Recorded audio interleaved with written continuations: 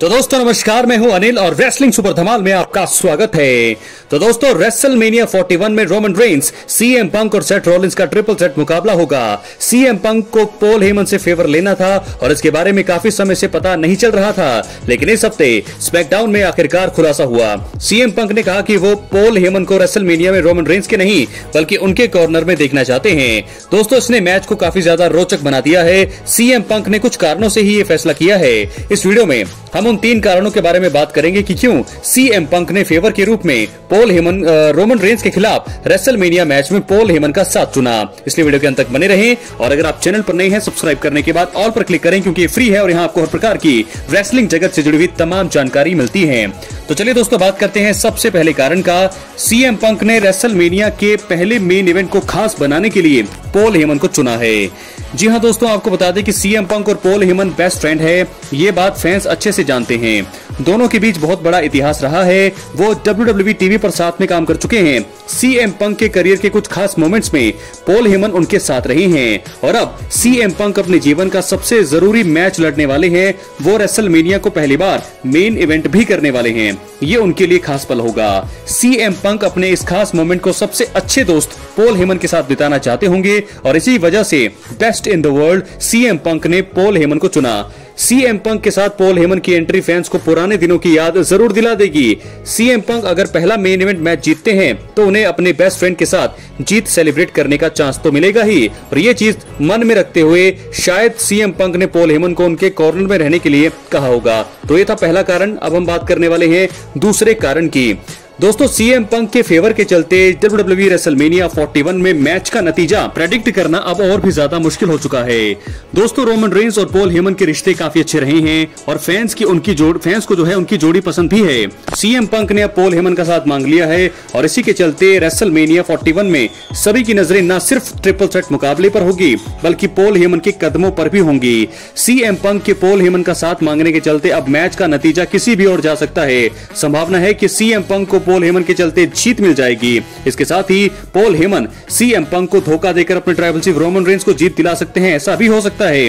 WrestleMania में triple threat मुकाबले में सीएम पंक और रोमन रेंस का एक दूसरे पर फोकस होने के चलते सेथ रॉलिंस फायदा उठाकर वो भी जीत सकते हैं। तो पॉल हेमन के सीएम पंक के कॉर्नर में होने से मुकाबले के नतीजे के लिए अलग अलग राहें खुल गई हैं। इससे क्या होगा कि कोई भी अब मुकाबला जीत सकता है। का प्रेडिक्शन करना बहुत ही ज्यादा और भी ज्यादा मुश्किल हो चुका है। ये है दूसरा कारण। बात करेंगे तीसरे और हम अब आखिरी कारण की। रेसलमेनिया में ये साबित करने के लिए कि पॉल हेमन के बिना रोमन रेंस कुछ भी नहीं है। दोस्तों रोमन रेंस ने पॉल हेमन के साथ आने और हील टर्न लेने के अपने पहले सालों तक खूब संघर्ष किया। उनका कैरेक्टर कुछ खास नहीं था और प्रोमो के मामले में भी वो निराश करते थे। पॉल हेमन के साथ आने के बाद रोमन रेंस की किस्मत बदल गई और वो अलग दर्जे के सुपरस्टार बन गए। रोमन कहते आए हैं कि उन्होंने पॉल हेमन के करियर को बचाया है और उनकी मदद की है, हालांकि असलियत कुछ और है। ये बात फैंस को पता है। सीएम पंक जरूर रोमन रेंस को ये दिखाना चाहते हैं कि पॉल हेमन के बिना वो कुछ नहीं कर सकते हैं। इसी वजह से उन्होंने रोमन रेंस से उनके सबसे करीबी व्यक्ति को छीन लिया। अब रोमन अकेले हैं और उनका आत्मविश्वास गिरता हुआ दिख रहा है।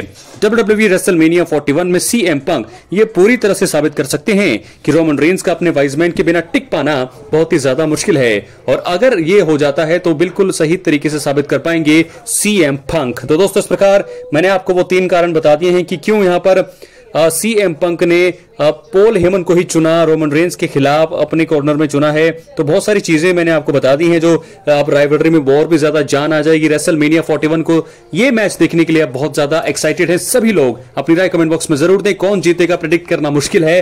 सीएम पंक का पहला रेसलमेनिया का मेन इवेंट है और इसे खास बनाने के लिए उन्होंने अपने पुराने बेस्ट फ्रेंड पॉल हेमन को चुना है। तो दोस्तों क्या होने वाला है अपनी राय कमेंट बॉक्स में जरूर दें। फिलहाल सीएम पंक के साथ अब आ चुके हैं पॉल हेमन हालांकि ज्यादा खुश दिखाई नहीं दिए, लेकिन ये तो पता हमें अब जब मुकाबला हो रहा होगा ट्रिपल थ्रेट मुकाबला तभी पता चलेगा कि असली में क्या चल रहा है पॉल हेमन के मन में।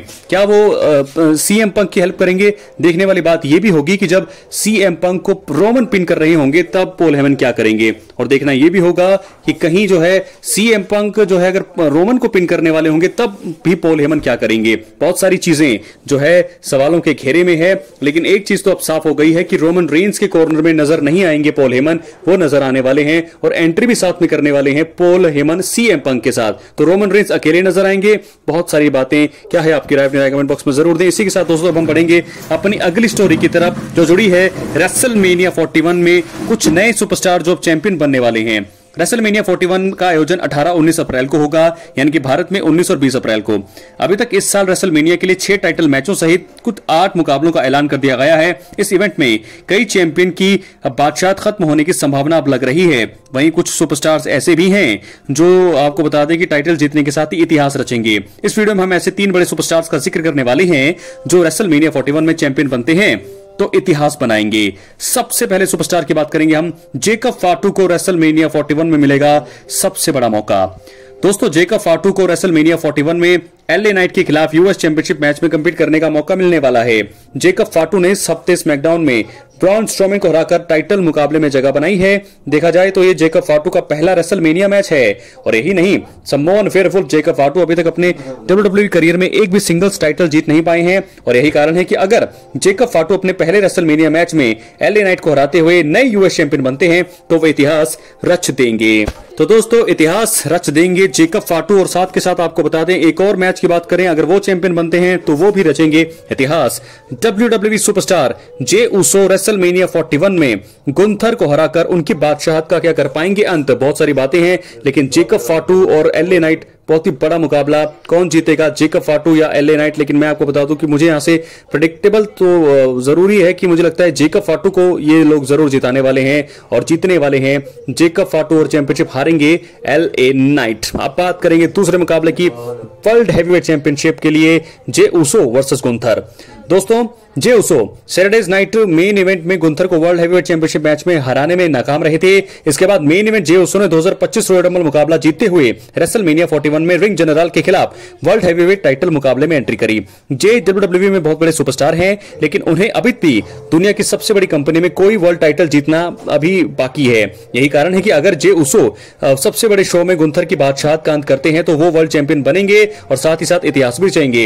यही नहीं, मेन इवेंट जे इस जीत के साथ ही रिंग जनरल द्वारा उनके भाई जिमी उसो को लहूलुहान करने का बदला भी पूरा कर पाएंगे। तो दोस्तों क्या होने वाला है, क्या जे उसो बनेंगे चैंपियन तो रचेंगे सबसे बड़ा इतिहास। बात करेंगे तीसरे और आखिरी मुकाबले का, क्या जॉन सीना रेसलमेनिया 41 में 17 टाइम वर्ल्ड चैंपियन बन पाएंगे? दोस्तों जॉन सीना ने 2025 एलिमिनेशन चेंबर मुकाबला जीतते हुए रेसलमेनिया 41 में कोडी रोड्स के खिलाफ अनडिस्प्यूटेड चैंपियनशिप मैच में जगह बनाई है।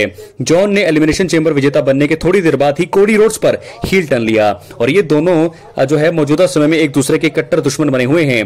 देखा जाए तो जॉन सीना अपने करियर में 16 टाइम वर्ल्ड चैंपियन जीतकर रिक फ्लेयर के रिकॉर्ड की बराबरी कर चुके हैं। और यही कारण है कि अगर जॉन सीना 41 में कोडी रोड्स से अनडिस्प्यूटेड टाइटल जीते हैं तो 17 टाइम वर्ल्ड चैंपियन बनकर जो है इतिहास रचेंगे। तो ऐसे में देखना होगा कि जॉन सीना करेंगे ऐसा या फिर नहीं।